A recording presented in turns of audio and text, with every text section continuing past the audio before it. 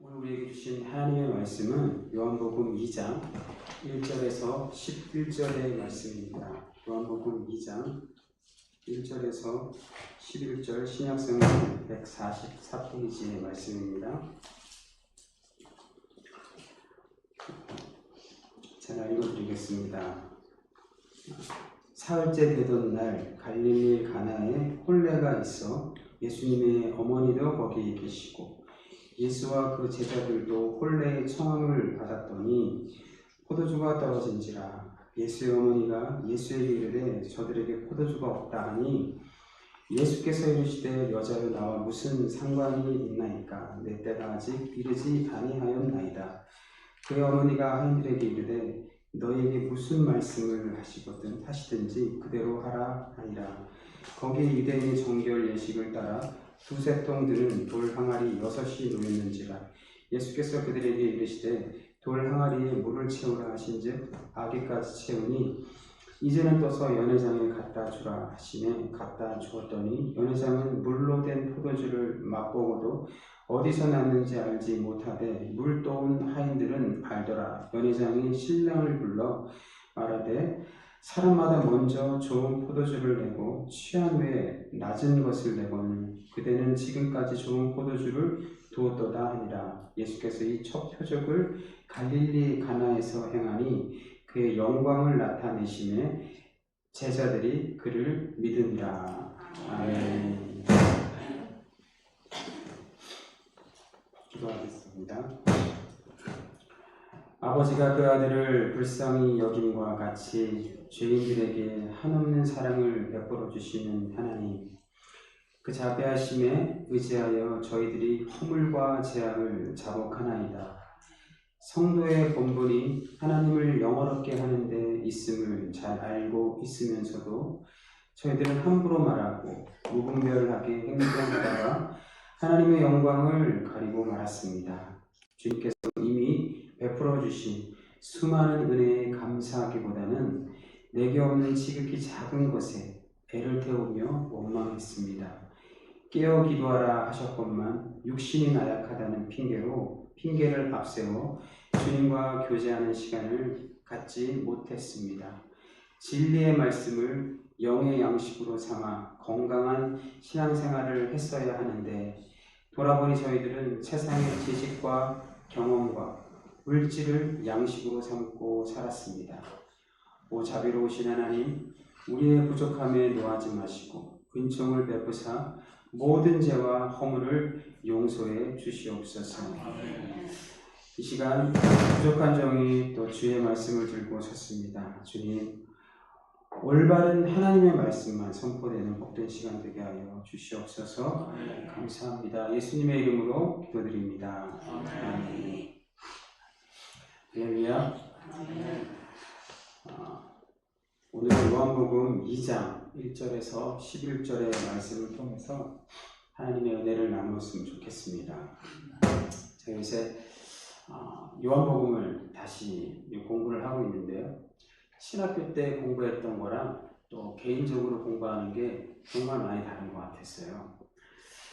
신학교 때는 포괄적으로 또 개괄적으로 했다면 또 개인적으로 공부를 하다 보니까 그렇다고 뭐 제가 막 집중해서 그렇게 하지 못하고 있습니다. 그래서 좀 많이 아쉬운데 그럼에도 불구하고 제가 공부하면서 느끼는 건 좀 디테일하고 좀 섬세하게 깊숙이 책을 또 공부할 수 있다는 그런 생각이 들었습니다. 왜냐하면 교육이라는 건 어떤 불특정 다수에 향한 일반적인 거거든요. 이렇게 원하고 또 그쪽으로 더 깊이 파고 들어오고자 하는 그런 부분들은 또 만질 수가 없어요. 그래서 공부하면 공부할수록 더욱더 하나님의 은혜가 제 가슴속 깊이 더 스며들어오고 있습니다.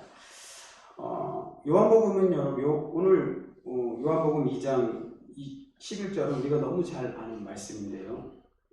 요한복음은 크게 두 부분으로 나눠져 있어요. 일부는 요한복음 1장 19절부터 또 12장까지 해당되는 부분으로서 표적의 책이라고 합니다. 그리고 2부는 13장에서 20장까지 영광의 책, 크게 두 파트로 나눠져 있습니다.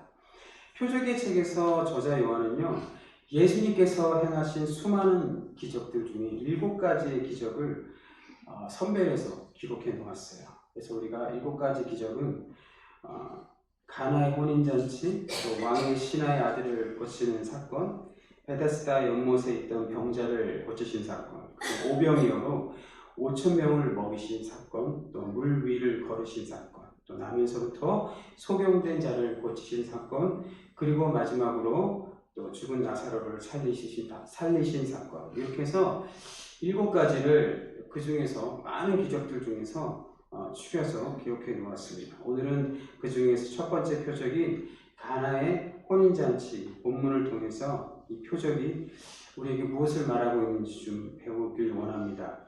가나의 혼인잔치는 여러분 주일학교 어린이들부터 또 장년에 이르기까지 모두가 알고 있는 이야기입니다.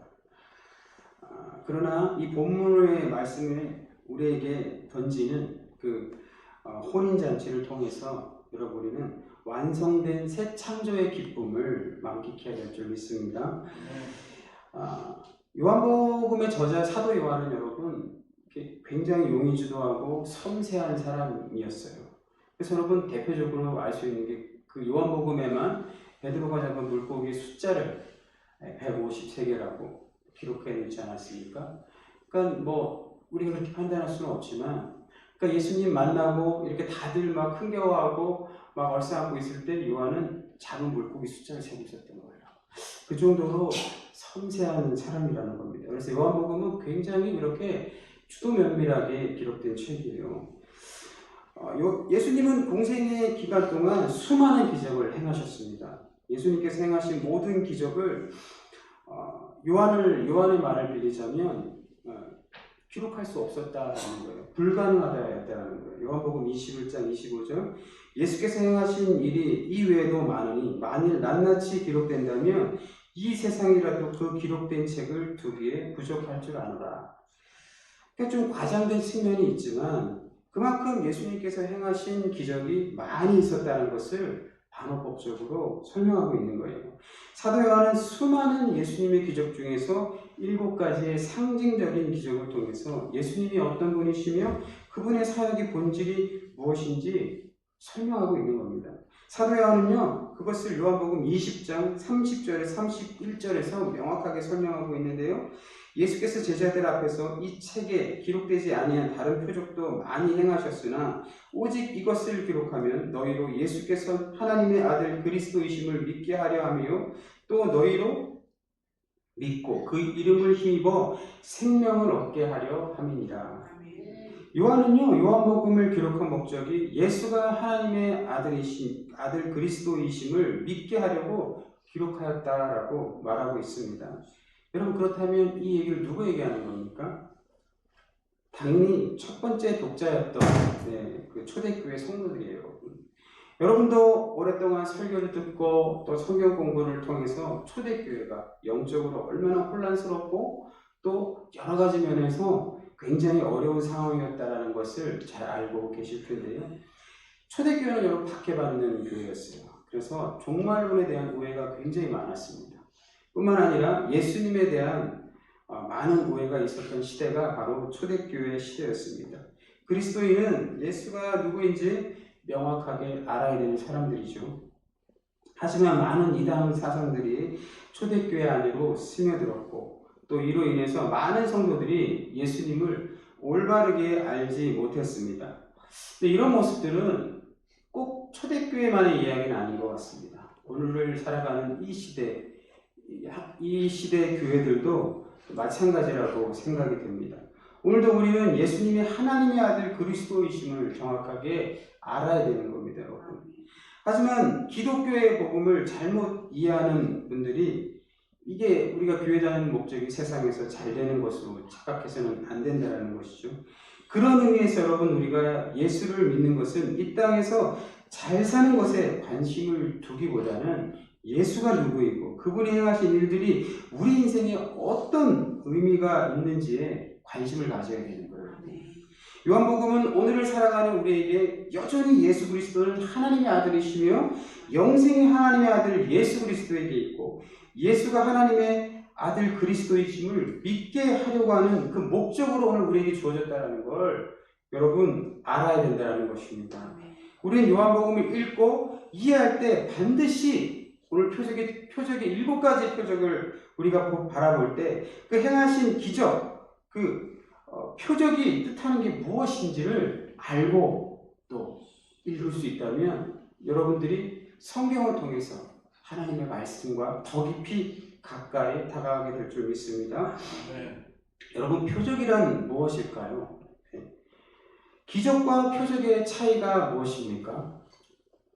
오늘 본문의 말씀 요한복음 1장 50절에 나다나엘에게 예수님이 하신 말씀에 대한 답변이에요. 오늘 본문의 말씀이 요한복음 1장 50절 예수께서 대답하여 이르시되 내가 너를 무화과 나무 아래에서 보았다 함으로 믿느냐?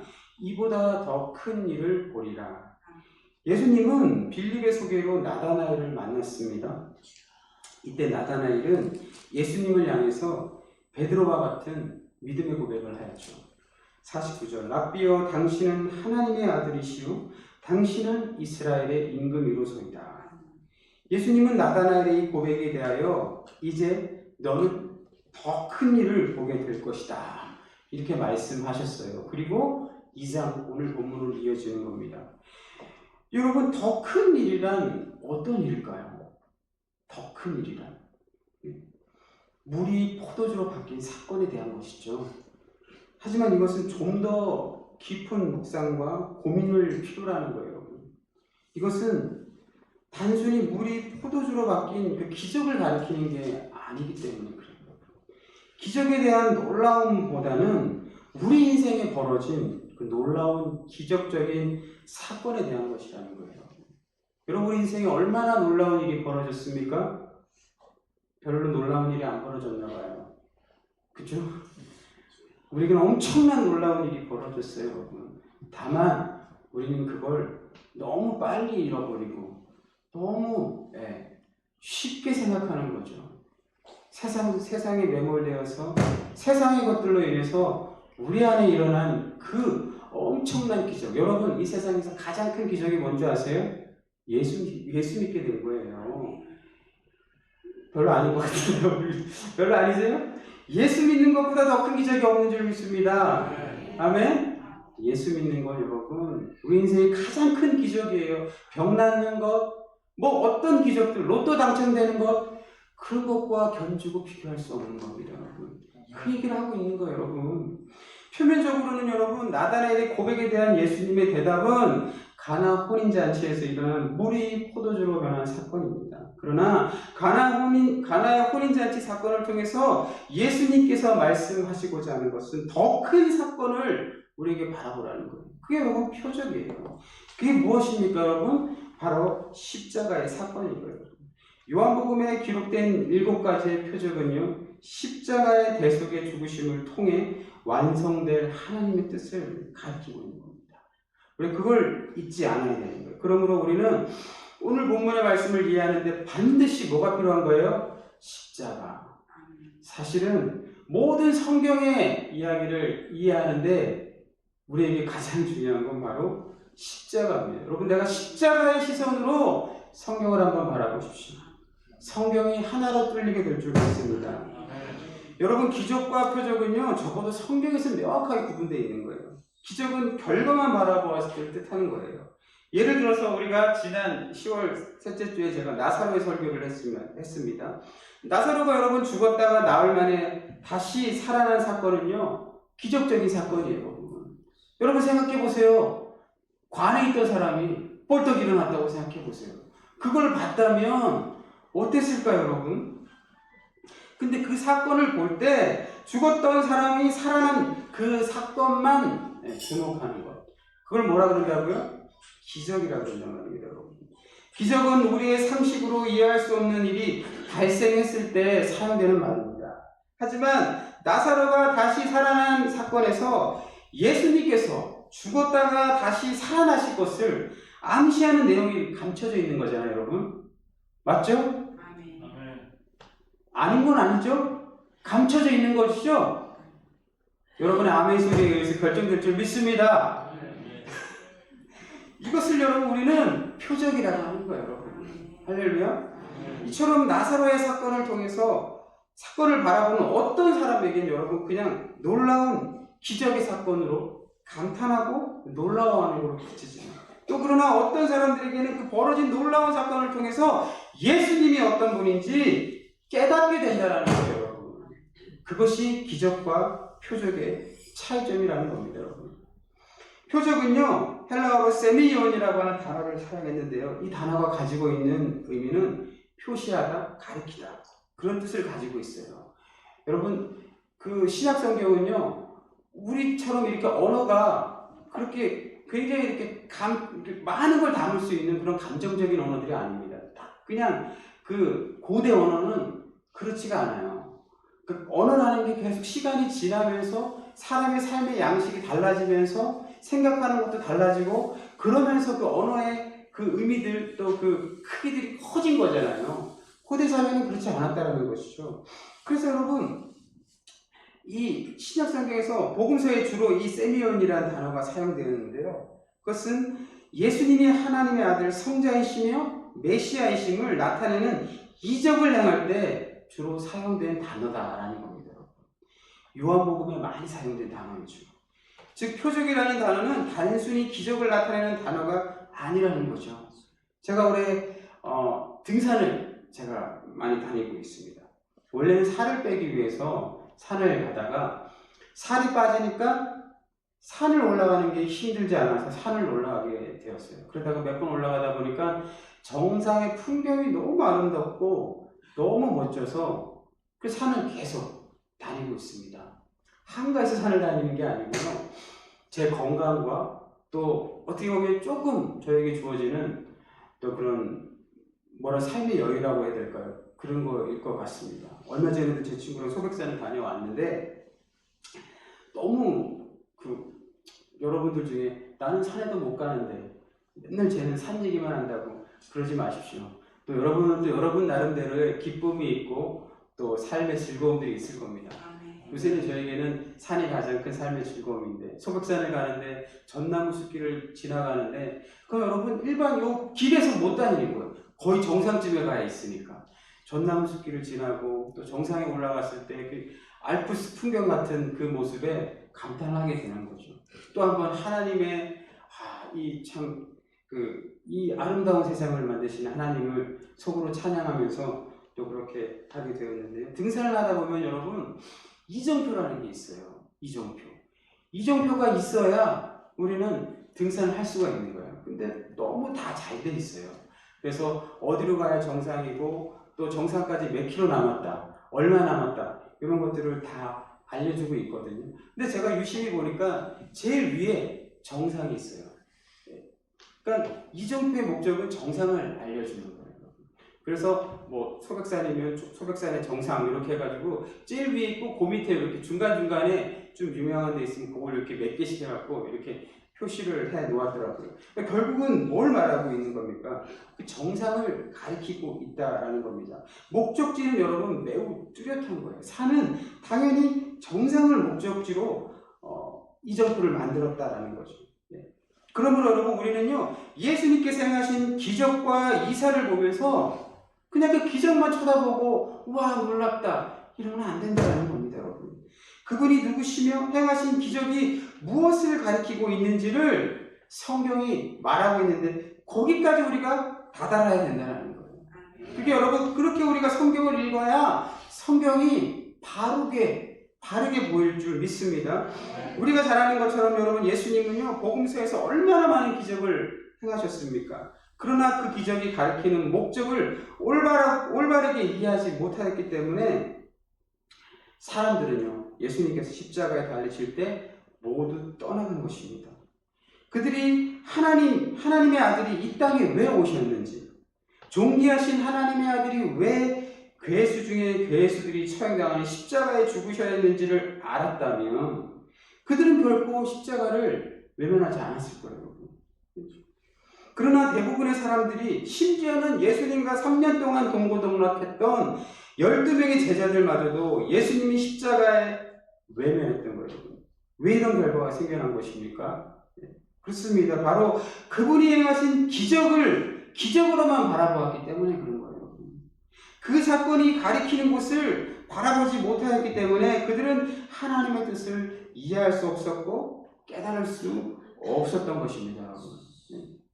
사랑하는 성도 여러분, 우리는 오늘 본문의 이야기를 통해서 하나님의 뜻, 우리를 십자가로 인도하시는 예수 그리스도의 표적을 올바로 깨달아 알기를 원합니다. 아멘. 이것은 우리 인생에 찾아온 고난과 어려움 가운데 우리가 바라봐야 할 믿음의 눈이 되는 겁니다. 우리는 세상의 가치관, 세계관으로 우리 인생을 바라보지 않습니다. 우리는 하나님께서 가르치는 곳에 시선이 고정되어 있는 그런 인생들인 걸 여러분들이 알아야 될 줄 믿습니다. 나다나엘을 만나고 3일째 되던 날에 예수님은 어머니와 제자들과 함께 가나에 있는 혼인잔치에 참석해 있었습니다. 여러분, 요한은요, 숫자를 중요하게 여겼다는 것을 앞선에도 제가 잠깐 말씀드렸죠. 2장 1절에서 4일째 되던 날은 요한복음 1장 19절부터 해서 총 7일째 되던 날을 가리키는 말이에요. 여러분, 성경에는요, 태초에라는 말이 3번 나와요. 어디 나오는지 아세요? 첫 번째는 창세기 1장 1절에 나오죠. 그리고 두 번째는 요한복음 1장 1절입니다. 그리고 마지막은요, 요한 1서 1장 1절이에요. 그러니까 즉 요한은 여러분 의도적으로 창세기와 요한복음을 연결하고 있다는 걸 여러분 알아야 되는 거예요. 창세기는 이 세상이 시작된 기원에 대한 이야기를 다루고 있는 책이죠, 여러분. 창세기 1장에서는요, 우리가 잘 아는 이 세상이 창조된 이야기가 기록되어 있습니다. 하나님께서는 6일 동안 세상을 창조하셨어요, 여러분. 그리고 마지막 7일째 되는 날에 안식을 하셨습니다. 그래서 세상은 7일 동안 창조되었다라고 말하고 있습니다. 이것은 우리가 다 알고 있는 창세기 1장의 이야기입니다. 그리고 창세기 3장에 가서 하나님께서 당신의 형상으로 창조하신 인간이 하나님께 불순종하는 사건이 벌어지게 됩니다. 그 결과로 인간은 타락하게 되었고 하나님의 나라와 영생의 삶을 상실하게 되었어요. 그리고 하나님께서 그런 인류를 향해서 메시아를 보내실 것이라고 약속하신 거예요. 그게 창세기 3장 15절입니다. 그래서 창세기 3장 15절을 원복음이라고 말하는 거예요. 그리고 그 약속된 메시아가 이 땅 가운데 나타나셨습니다. 그분이 누구십니까? 예수 그리스도이십니다. 요한은 그 예수님이 이 땅에 오셔서 행하실 십자가 사역을 통해서 인류가 새롭게 창조될 것이라는 것을 요한복음에 설명하고 있는 거예요, 여러분. 고대 이스라엘의 7은요, 완전 숫자라고 해요. 다른 말로 해서 하나님의 숫자라고 하는데, 왜냐하면 하나님께서 7일 동안 세상을 창조하셨기 때문입니다. 7일째 되던 날은 안식일이에요, 여러분. 바로 그 7일째 되던 날 예수님의 사역이 시작된 거예요, 여러분. 그게 바로 가나 혼인잔치 이야기입니다. 이렇게 예수님께서 계셨던 혼인잔치에 문제가 발생한 겁니다. 바로 포도주가 떨어진 거죠, 여러분. 고대 유대인들의 혼인잔치는요, 보통 일주일에서 보름 정도에 걸쳐서 진행됐다고 합니다. 그리고 잔치의 가장 중요한 요소가 뭐예요? 포도주예요, 포도주. 여러분, 포도주 좋아하십니까? 포도즙은 저는 좋아합니다. 그러나 술은 제가 잘 못 마시기 때문에 포도주는 안 좋아합니다. 그런데 우리는 오늘 성찬을 할 때 포도즙으로 하지만 당시 고대 유대인들은 포도주를 물 마시듯 마셨어요. 왜냐하면 그 고대 근동지방에는 물이 귀한 거였거든요. 그래서 포도주를 물 마시듯 마셨습니다. 그러니까 포도주가 떨어졌다는 것은 여러분 이제 잔치 흥이 끝났다라는 신호예요. 네. 이때 예수님의 어머니 마리아가 예수님께 와서 포도주가 떨어졌다. 아들이잖아요, 예수님이. 그렇게 말했다는 거죠. 어머니의 말을 들은 예수님은 4절에서 좀 다소 예의 범절이 어긋나는 듯한 그런 표현으로 어머니께 이렇게 얘기합니다. 여자여 나와 무슨 상관이 있나이까? 내 때가 아직 이르지 아니하였다라고 말씀을 하셨습니다. 여러분 오늘 본문과 유사한 본문이요. 요한복음 7장 2절에 10절의 말씀이 있는데요. 제가 읽어드릴게요. 유대인의 명절인 초막절이 가까운지라 그 형제들이 예수께 이르되 당신이 행하는 일을 제자들도 보게 여기를 떠나 유대로 가소서. 스스로 나타나기를 구하면서 묻혀서 일하는 사람이 없나니 이 일을 행하려 하거든 자신을 세상에 나타내소서 하니 이는 그 형제들까지도 예수를 믿지 아니함일러라. 예수께서 이르시되 내 때는 아직 이르지 아니하였거니와 너희 때는 늘 준비되어 있느니라. 세상이 너희를 미워하지 아니하되 나를 미워하나니 이는 내가 세상의 일들을 악하다고 증언함이라. 너희는 명절에 올라가라. 내 때가 아직 차지 못하였으므로 나는 이 명절에 아직 올라가지 아니하노라. 이 말씀을 하시고 갈릴리에 머물러 계시니라. 그 형제들이 명절에 올라간 후에 자기도 올라가시되 나타내지 않고 은밀히 가시니라. 예수님 참 웃긴 거예요. 형제들이 예수님 우리 초막절이니까 유대로 갑시다 이렇게 얘기하는데 니네끼리 가. 나는 안 갈 거야. 그리고 어떻게 해요? 나중에 몰래 올라가시는 거예요. 그 내용입니다. 여러분 예수님의 어머니 마리아는요 예수님께 잔치에 포도주가 떨어졌으니 어떻게 좀 해봐라 이렇게 말하고 있는 거예요. 여러분 이게 무슨 말이에요? 다른 말을 표현하면 너의 능력을 보여봐라 이렇게 예수님의 어머니가 예수님께 말씀하시고 있는 거예요. 이것은 여러분 7장 3절과 4절에서 예수의 형제들이 예수님께 했던 말과 똑같은 의미가 있는 거예요. 예수님의 형제들은 예수님에게 좀 유명해지려거든 갈릴리 총구석에서 기적 같은 거 행하지 말고 좀 유대 사람들이 많고 또 번화한 유대에 가서 기적을 행해라. 이런 이 소리라는 겁니다, 여러분. 이러한 형제들의 모습을 요한은 뭐라 그래요? 믿음이 없다라고 말하고 있는 거예요, 여러분. 무슨 믿음이 없다라는 거예요, 도대체? 예수님을 하나님의 아들 그리스도로 믿지 못하고 기적을 행하는 그냥 뛰어난 놀라운 사람으로 표현하고 있다는 거예요. 그걸 성경은 뭐라고 표현한다고요? 믿음이 없다라고 말한단 말입니다, 여러분. 사도 요한은 이와 같은 반복적 표현을 통해서 세상 사람들이 예수님을 어떻게 바라보고 표적을 어떻게 잘못 이해하는지 설명하고 있는 겁니다. 사람들은 기적을 보면 믿음이 생겨날 것이라고 생각해요.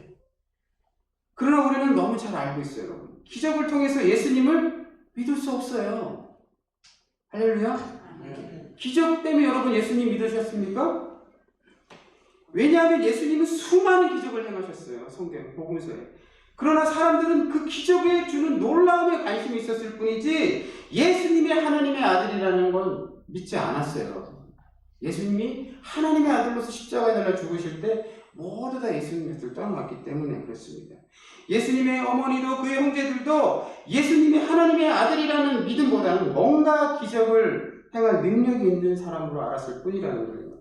예수님께서 공생의 3년의 공생의 기간 동안 수도 없이 많은 기적을 행했지만 사람들은 여전히 예수님께 기적만 보여달라고 그러는 거예요. 그것은 오늘 말씀에 등장하는 예수님의 어머니 마리아도 다를 것이 없다는 겁니다. 그만큼 사람들은 초자연적인 현상, 기적적인 사건에 현혹당하는 거죠. 여러분 하나님께서 믿음을 주지 않으시면요 우리는 결코 믿을 수가 없어요. 기적 보고 예수님 믿는다고요? 말도 안 되는 겁니다. 하나님이 우리에게 믿음을 주셨기 때문에 우리가 예수를 알게 되고 예수를 믿게 된 거예요. 네?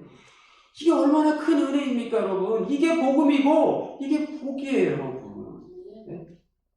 이게 기독교가 우리에게 가져다 주는 기쁨이고 복이라는 거예요, 여러분. 근데 여러분 우리가 자꾸 원하는 것들이 채워지지 않음으로 인해서 하나님과 줄다르게 하지 않으시기를 주님의 이름으로 축원합니다. 지난 수요일 트럼프가 미국의 새로운 대통령 됐잖아요. 어떤 분들은 트럼프가 되게 잘 됐다, 또 어떤 분들은 이제 우리나라 끝장났다, 이렇게 얘기하시는 분들도 계신데 트럼프가 대통령에 당선되어 유명해진 사람이 한 사람 있어요. 그게 자칭 예언자라고 말하는 브랜든이라는 미국에 있는 목사 비슷한 그런 사람인데요.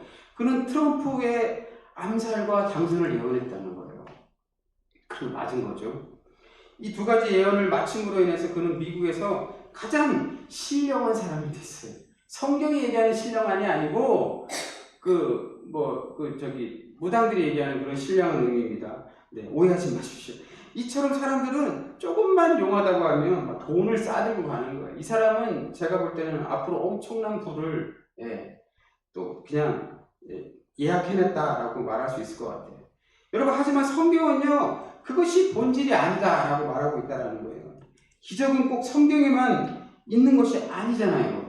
오늘도 세상에는 상식으로 설명할 수 없는 일들이 많이 벌어지고 있습니다. 그러나 예수님께서 행하신 기적은요, 단순히 그 상식을 벗어난 구원에 대한 이야기잖아요. 우리의 구원에 대한 이야기예요. 그런 사람들에게 예수님 뭐라 그래요? 너희들에게 내가 보여줄게 요나의 표적밖에 없다 라고 말하는 것입니다. 오늘 보면 4장에 메떼라는 단어가 헬라어로 호라무라고 하는 단어인데요. 그건 결정적인 때 또는 규정되어 지정된 특정한 때를 의미하는 단어예요. 즉 주님이 말씀하신 나의 때는 하나님께서 정하신 때를 가리키는 거예요. 요한복음 17장 1절 예수께서 이 말씀을 하시고 눈을 들어 하늘을 우러러 이르시되 아버지여 때가 이르렀사오니 아들을 영화롭게 하사 아들로 아버지를 영화롭게 하옵소서. 여기서 때가 호라라는 뜻이에요. 호라. 요한복음 17장은 여러분 예수님의 대제사장적 기도로서 이제 하나님의 뜻이 십자가 사역이 이제 바로 눈앞에 있다라는 걸 말하는 기도입니다, 여러분. 본문 4절의 호라는요, 죽음과 부활을 통해서 자신에게 주어진 구속사적 역할을 완성할 때, 그 때를 가리키는 거예요, 여러분. 성도 여러분, 우리는 하나님의 때를 존중하는 사람들이 되어야 되는 거예요. 바로 이 하나님의 때를 기다릴 줄 아는 게 뭐라고요? 신앙생활입니다. 사실 우리는 그 하나님의 때, 즉 종말의 때를 고대하며 살아가야 되는 사람들 아닙니까? 세상 사람들이 종말에 대한 기대가 있겠어요? 종말이 오면 인생이 끝나는 건데 잘 사는 데만 관심이 있을 뿐이죠. 하지만 하나님의 자녀인 우리에게는 그때가 그토록 고대하고 소망해야 될 때라는 겁니다, 여러분. 진정으로 그때가 고대가 되고 소망이 되시는 성도님들이 되기를 원합니다. 이것이 진정한 성도의 길이에요. 우리가 추구하고 깨달아야 할 복음의 핵심이라는 것이죠. 하지만 인간은 그렇지 못하다는 겁니다. 본문 6절 말씀에 거기에 유대인의 정결 예식을 따라 두세 통 드는 돌 항아리 6이 놓였는지라. 여러분, 여기서 정결로 번역된 카다리스모는요, 깨끗하게 함을 의미하는 단어인데요, 신체적 정결과 제의적 정결을 나타낼 때 주로 사용되는 단어예요. 고대 유대인들은 여러분 씻는 걸 되게 중요하게 여겼어요. 근데 여기서 착각하면 안 되는 게 이것은 우리가 샤워하는 그런 개념이 아니에요. 그 사람들은 그렇게 할 수 없어요. 물도 그렇게 없고. 여기서의 개념은요, 의식적, 제의적 그런 불결에서 벗어나 깨끗하게 되는 그 제의적 의미로서의 씻음이에요. 그래서 집집마다 두세 통 드는 들어가는 물을 담아두는 큰 항아리들이 있었다고요. 하지만 오늘 본문의 말씀에 보니까 그 정결 예식, 그러니까 손도 씻어야 되고 씻어야 되는 그 정결 예식이 중요하게 여기는 유대인들의 돌 항아리가, 그 물 항아리가 어떻게 됐다고요? 텅텅 비어 있었다라는 거예요. 우리말로 빈 수레가 요란하다라는 그런 말이 있는데, 사람들은 여러분 저마다 자신의 능력을 과시하고 싶어 합니다. 어떤 사람은 물질적인 능력을 과시하고 싶어요. 내가 가진 걸 막 자랑하고 싶어요. 또 어떤 사람은 자신의 도덕적 능력을 자랑하고 싶어요. 나는 이만큼 도덕적인 사람이야. 겸손한 사람이야. 이런 걸 자랑하고 싶어요. 또 어떤 사람은 자신의 영적인 능력을 막 과시하고 싶어, 자랑하고 싶어 하는 거예요. 그러나 이 모든 것들은 빈 수레라는 거예요. 소리만 시끄러울 뿐이지 빈 수레라는 거예요. 정결 예식을 그렇게 중요하게 여겼던 유대인이지만 정작 그들의 정결 예식을 보여주기 위한 그 돌 항아리가 어떻게 텅텅 비어 있었다는 겁니다. 그냥 빈 수레라는 거예요. 사도 요한이 그걸 우리 고발하고 있는 거예요. 우리에게 얘기하고 있는 겁니다, 여러분. 그것에는 아무런 능력도 권세도 힘도 없습니다. 그러나 예수님은 다릅니다.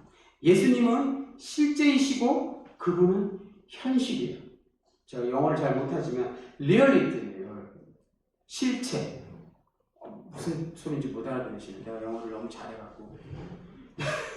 사랑하는 성도 여러분, 우리가 그토록 추앙하고 소망하는 것들은요, 오늘 본문의 빈 항아리처럼 아무것도 아니라는 거예요, 여러분. 돈, 명예, 건강, 우리가 바라는 그 모든 것들은 역사라는 긴 시간 속에서 그냥 있었던 흔적에 불과하다는 겁니다. 오직 예수 그리스도만이 우리의 영원한 실체임을 믿음의 눈으로 발견해야 되는 거예요, 여러분. 할렐루야. 제가 너무 설교를 길게 해서 아멘이 이제 안 나, 빨리 끝내야 되는데, 그렇죠? 실체이신 예수님의 사역이 벌어지기 전 여러분, 가나의 혼인잔치는 그냥 빈 항아리로 설명해 주는 거예요. 빈 항아리라는 거예요, 여러분. 아무런 기쁨도 없는 그런 무미건조한 삶, 그 모습을 빈 항아리로 표현하고 있는 겁니다. 하지만 예수님의 말씀에 순종한 종들에 의해서 아무것도 없었던, 그래서 물이 색깔을, 아무것도 없었던 그 물이 색깔을 내며 기쁨을 돋우는 포도주로 변화된 놀라운 기적이 펼쳐진 곳이 가나의 혼인잔치라는 거예요. 그 혼인잔치는 오늘 우리의 인생 속에 펼쳐진 이야기라는 겁니다, 여러분. 성도 여러분, 우리가 예수를 믿기 전 모습을 한번 생각해 보십시오. 우리는 모두 오늘 본문에 등장하는 빈 항아리와 같은 존재였다는 거예요. 우리는 아무것도 몰랐고 우리가 가지고 있는 것이 최고라고 헛된 교만에 사로잡혀 있었던 인생들이라는 거예요. 마치 유대인들이 율법이라는 정결함을 통해서 거룩한 삶을 증명해내려고 했던 그런 헛된 욕망을 부렸던 것처럼 우리 인생도 그렇게 아무것도 아니면서 뭔가 대단한 것들을 가지고 있다고 착각했던 게 우리의 모습이라는 거예요. 이사야서 53장 4절에서 6절, 그는 실로 우리의 질고를 지고 우리의 슬픔을 당하였더니 우리는 생각하기를 그는 징벌을 받아 하나님께 맞으며 고난을 당한다 하였도다. 그가 찔림은 우리의 허물 때문이요 그가 상함은 우리의 죄악 때문이라. 그가 징계를 받음으로 우리가 평화를 누리고 그가 채찍에 맞음으로 우리는 나음을 받았도다. 우리는 다 양 같아서 그릇 행하여 각기 제갓길로 갔거늘 여호와께서 우리 모두의 죄악을 그에게 담당시키셨도다. 성도 여러분, 예수님의 십자가의 능력이 아니라면 우리는 지금도 여전히 아무것도 아닌 허무한 존재에 불과하다는 겁니다. 오늘 포도주가 떨어져 끝날 수밖에 없었던 그 혼인잔치를 다시 기쁨의 잔치로 만드신 주님의 은혜를 우리가 깊이 묵상할 수 있기를 바랍니다. 우리를 위해 아무런 죄가 없으신 주님께서 십자가에 피 흘려 죽으심으로 얻은 구원의 기쁨이 우리 삶에 어린 양의 혼인잔치가 되어서 되게 하신 그 주님을 찬양하는 고산중학교의 성도님들이 다 되기를 주님의 이름으로 축원드립니다. 기도하겠습니다. 하나님 아버지 은혜를 감사합니다. 우리 인생에 벌어진 그 놀라운 기적을 하나님 우리가 날마다 찬양하게 하여 주시옵소서. 그 기적이 세상의 일들로 인해서 사그라들고 희미해지지 않도록 하나님 그 예수 그리스도의 그 십자가의 능력이 우리의 인생을 붙들어 주시옵소서. 실체이시며 전부가 되시는 그 어린 양의 혼인잔치에 초대하신 그 주님의 은혜를 우리가 살아가는 날, 그 모든 날 속에서 감격하고 감사할 수 있는 믿음의 성도들 다 되게 하여 주시옵소서. 감사합니다. 예수님의 이름으로 기도드립니다.